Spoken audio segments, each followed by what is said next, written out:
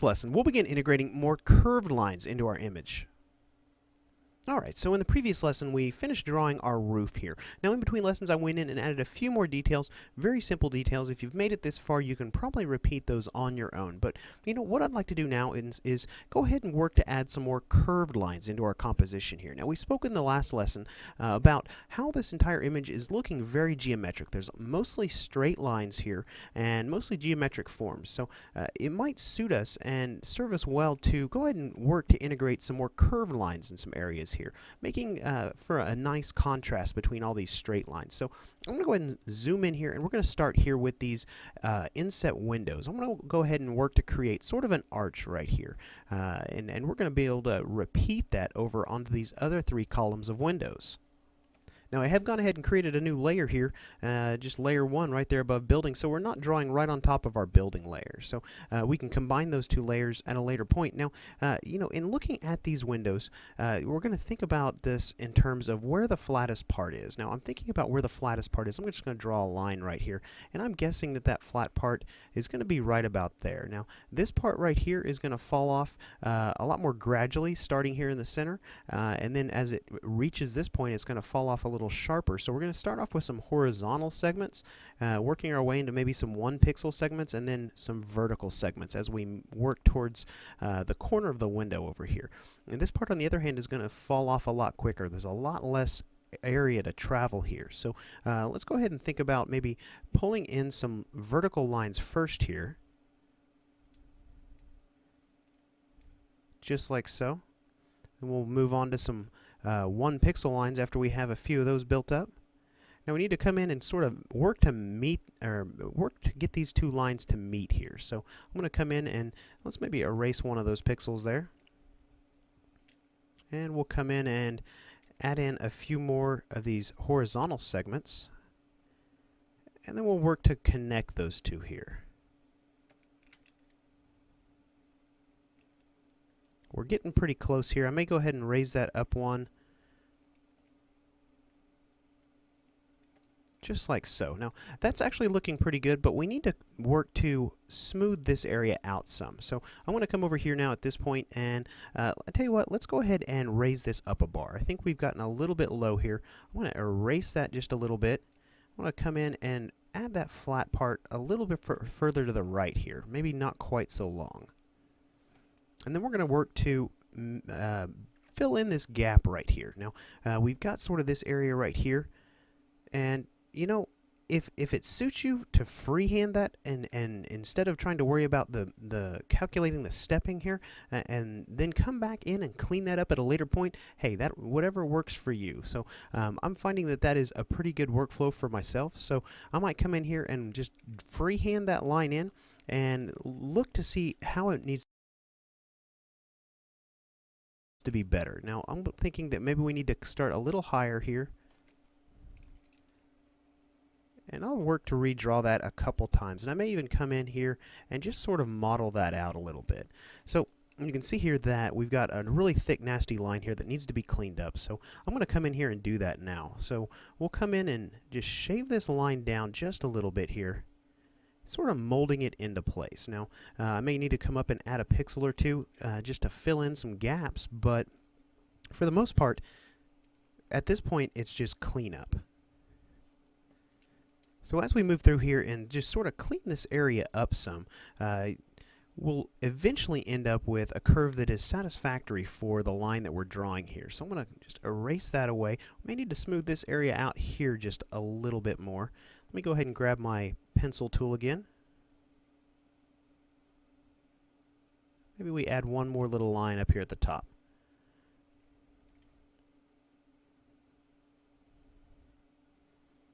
And let's go ahead and shave this down just a little bit.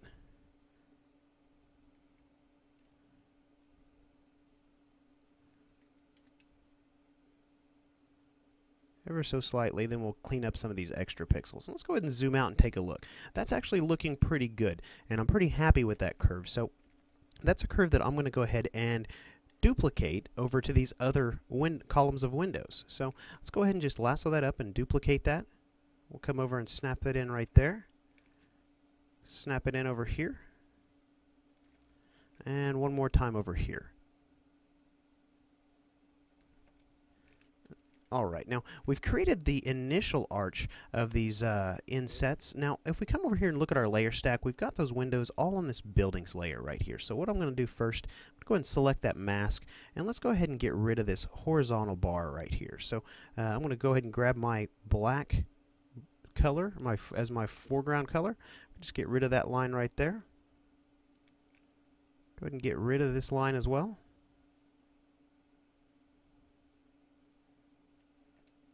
Just kind of continuing on across, doing this for each one of the columns of windows.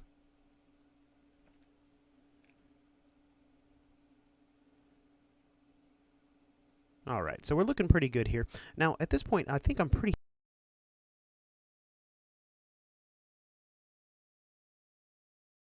happy with what this mask is doing for me. So I'm going to go ahead and apply this mask just by right-clicking and choosing Apply. And I tell you what, let's come back over here. And let's go ahead and grab one of these arches, maybe this first window that we did, and let's go ahead and duplicate this. And I want to work to sort of snug that in right about there. Now we may need a little bit of offset there, but I want to come in and let's go ahead and erase away some of this that we don't need. So we'll erase away these pixels over here. And maybe that pixel right there. Let's go ahead and erase these as well. And what we're going to do, come in and just fill the gap here. Now we've created sort of the underside of that arch. We may need to smooth this area out just a little bit. I may do that in between lessons, but what I'd like to do is move on to a larger curve here. Now I've got this window right here, and I also have a layer that I have hidden. I want to show you a couple of early attempts at doing an arch for this window. Now you can see here these are a couple of attempts. One of them is a little more successful than the other one, but you can see that both of them have problems in that they are rather lumpy on this side of the curve that's close to us. Now if we zoom in and look really closely at these windows, this is a really good example of where alternating our stepping pattern is actually hurting us. You can see we go from a 2 pixel bar to 1 pixel, then back to a 2 pixel across, and back to 1 pixel. So it's essentially creating these little divots in our curve. And the same thing is working right here. The curve is not at the right angle. It's just not working very well. So I tell you what, let's come over here and we're going to try this again. Let's come back over and make sure we have this layer selected so we're not working right on top of our window itself. We're working on a new layer. And I'm going to come in and we're going to extend this middle bar up a little bit and just kind of come to where we think the peak of the arch is going to be. Now, in my own workflows, I find it easier to do the curve that's furthest away from us first. I think that it's a little bit easier in terms of just getting the right type of curve. So I'm going to come in here and we're going to draw in our straight lines. Let's go ahead and raise that up just a little bit more here. Let's go ahead and draw in a line here, draw in our flat line here. We're going to come in here and work to just kind of step down towards this corner right here.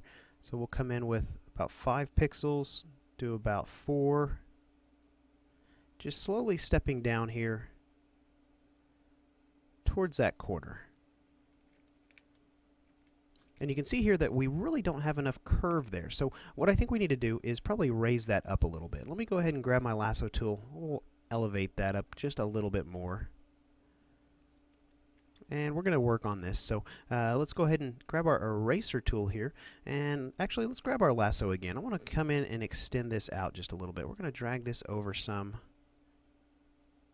maybe right about there. And let's get rid of some of these segments we drew towards the end of that. So at this point, I'm going to come in and we're going to work to fill in this area right here. So maybe we start there. And we start with about a 1 pixel line. Started to work our way into a 2 pixel.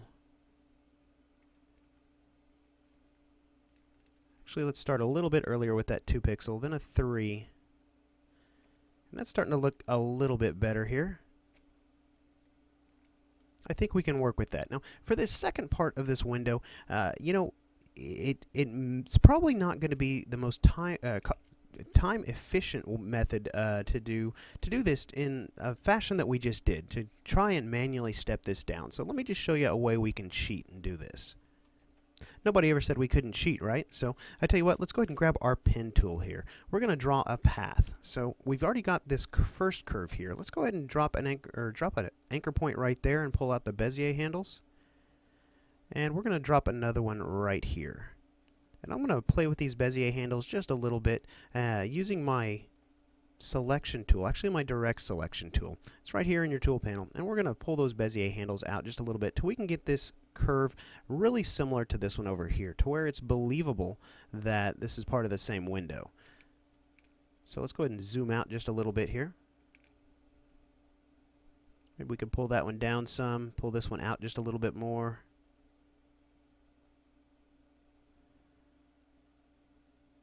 Maybe just a little more. There we go. So this is looking pretty good right now. I think that I'm pretty happy with this curve. So what I want to do now is I want to stroke this path. What we're going to need to do is we're going to need to bring up our Paths panel. So let's come over here to Window, choose Paths. And you can see here there is a work path. This is the path we just drew. If we go ahead and Alt-click that work path, let's go ahead and do that with our selection tool. Then we can come over here to this little flyout menu and choose Stroke Path. Now we're going to get this Stroke Path dialog box, and we definitely want to make sure we do this with pencil, not a brush. I believe the default is set to brush, so make sure and change that over to pencil, or else you'll get an anti-alias line. So let's go ahead and stroke that again, and what it's going to do is it's going to choose the weight of the pencil that you had previously used. So we're going to go ahead and hit OK on that. And you can see here that it works its best to fill in a 1 pixel line throughout that curve. Now, I'm going to come in here now, and let's go ahead and grab our pencil tool and work to clean this up just a little bit. Let's go ahead and grab our layers panel here. Grabbing our pencil tool, we just got a couple pixels here we could clean up. Go ahead and deselect that path, and you can see here that what we've done is it starts out graduating in steps and goes to this 1 pixel step, and then it has just a little bit of that 2 pixel down, 1 pixel, 2 pixel down, and so on and so forth. And you know, when we zoom out on that, it still looks pretty curved.